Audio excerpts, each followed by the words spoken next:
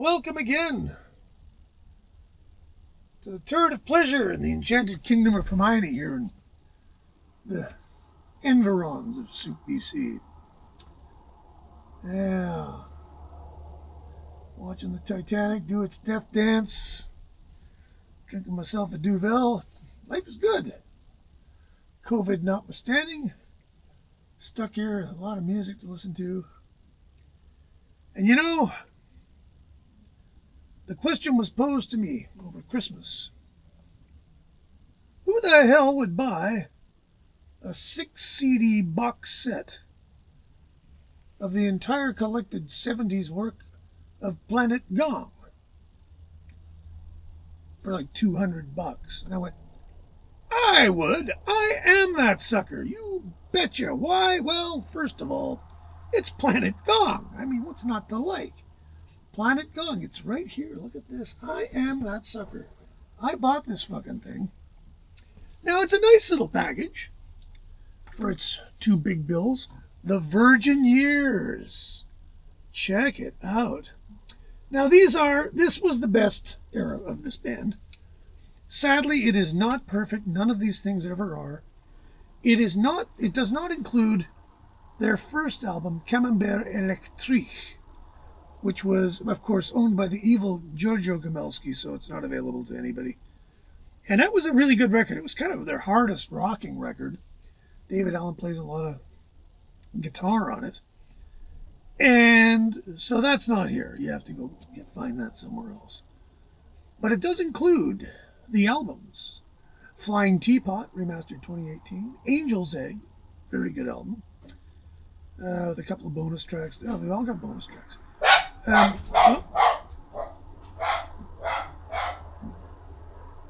It's the Minister of the Interior having a conference. We have what I think is their best record, the record You, remastered 2018. Their post-David Allen record, Shamal, which is essentially a fusion record. And it's a pretty good fusion record. And then there is BBC Radio 1 Sessions, 1973. Paris, the Bataclan Live, 73. That's 2 CDs, whole gig. Rouen, Club Ach en Ciel Live, 1973. That's 2 discs. London, Hyde Park Live, 1974. Which would have been the last tour, I think, with Dave Allen. And then a couple of Marquee Club CDs of the Shamal band playing. But the selling point for me was they give you the quad mixes for You, which it was supposed to come out in quad. It didn't. Nobody knows why. Now, this was put together by, of all people, the nasty people at Universal, who own everything, I guess. And rather happily, they give you an excellent book, hardcover book, and it's pretty straightforward. Pretty much tells you all you need to know about the band. Describing Gong is not that easy. It's like if the Grateful Dead were French and much more into jazz, but were led by an acid-gobbling Australian and had a much more virtuosic guitar player and a full-time synthesizer player. Okay, classically trained percussionist. And then they turned into, like, I don't know, Manège or some mallet-driven fusion band. Still pretty good. Didn't have the whimsy, of course, of Mr. David Allen. All the covers and labels, all the nerd stuff, all the stuff nerds want. Here it is. Excellent. Now, somewhere in here, I don't know where it went. There's a thing, which I thought was a stroke of genius. They give the You quad CD its own little pocket. Because that's just, that's cool. And, pretty good. I don't mind these packages. It's better than having jewel boxes, I suppose. Bit funkier, lots of David Allen art. It's going to be here somewhere, or else it's lost. Oh, wait a minute. I see it. You don't know which way is up with these because neither did David Allen. And then inside, now this is kind of cool. They've given you lyric booklet and lyric sheets. So now these are the actual size of the original inner inserts. And they are pretty much exactly the way they were on the original albums, which I think is really cool. Radio Gnome Invisible. This is, like, if you go deeper into this, what do you think now? Like, for instance, yeah, that's just the promo shot of the last band, because they were essentially just a fusion band. And then there's Shamal. It had 3 songs with lyrics. So this would be the Shamal inner insert. And so on and so forth. So this is, apparently you can cut these up and turn them, like this one here is, you cut it up and then put a staple in the middle and make a booklet out of it. And they tell you how to do that because they're very DIY, these folks. Anyway, that's a cool touch. And yeah, you got your, it's two booklets, if you will, or albums, I guess you would say, plus the hardcover book. Steve Hillage was in this band for a considerable length of time. He turned into a kind of a techno producer, really. Alan Holdsworth played in this band, but he's not on this because he's immediately after this period, even though that period was done by Virgin.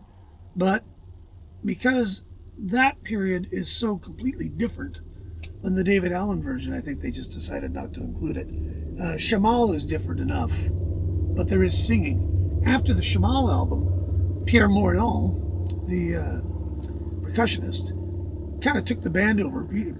David Allen had quit, and Morillon took it over and turned it into, ultimately, after Shamal, an instrumental fusion band led by mallet percussion for the most part, and featuring some good guitar players. Hillage plays on Shamal as a guest because he had quit. Now the appeal of this, the quad mixes are great. If you're into Gong, you want to hear these in quad. The gigs, there's 1, 2, 3, 4, 5 full gigs here from 73 to 75. Very different. Each gig is very different. Really quite well recorded. There's all kinds of production notes and stuff where they apologize for the sound quality, but apologies really aren't necessary. It's quite well done. And the 4 albums in question, immaculately remastered, fabulous sound. The original recording engineer was involved in the remastering and in the remixing of some of these live tapes, which is a great thing. Simon Haywood or Hayworth? Oh, I should get it right. Oh, the poor guy, he worked his liver out on this, and I can't get his name right. Anyway, of course, it's going to be the devil's own job finding it. Hayworth. Simon Hayworth. Props, Simon. So it's 12 CDs plus a DVD, $200. So it makes it about, well, what is that, about $8 a CD? So it's not foolishly expensive. It's not like the Pink Floyd box, or, and it's got good stuff in it. It doesn't have a bunch of toys and crap. It doesn't, not like the Cannibal Corpse box, which came with a comic book. This kind of comes with a comic book, but it's a different kind of comic book. It was the original comic book. So I would say if you like Gong, it's a worthwhile purchase. If you haven't heard Gong, you probably want to hear them if you like. They're kind of a spacey, they're kind of like Hawkwind in many ways too. But again, much jazzier, much more French. There's a lot of Frenchness about them. And delightful, even though the main guy and his wife, partner, co-vocalist were both Australian. So it's a strange mix, but it's a good one. And they did pretty well for a few years in the 70s. It's nice to hear this stuff. Again, this is the last word for this stuff. So, good to see. David Allen died before this came out, sadly. I'm sure he would have loved it. And, yeah. Anyways, don't forget to subscribe. They're going to fire the rockets, are they? Okay. God, I wonder if it's going to sink. Anyways, that's it for me. Subscribe and do all the other stuff you would do for somebody you like. Thanks.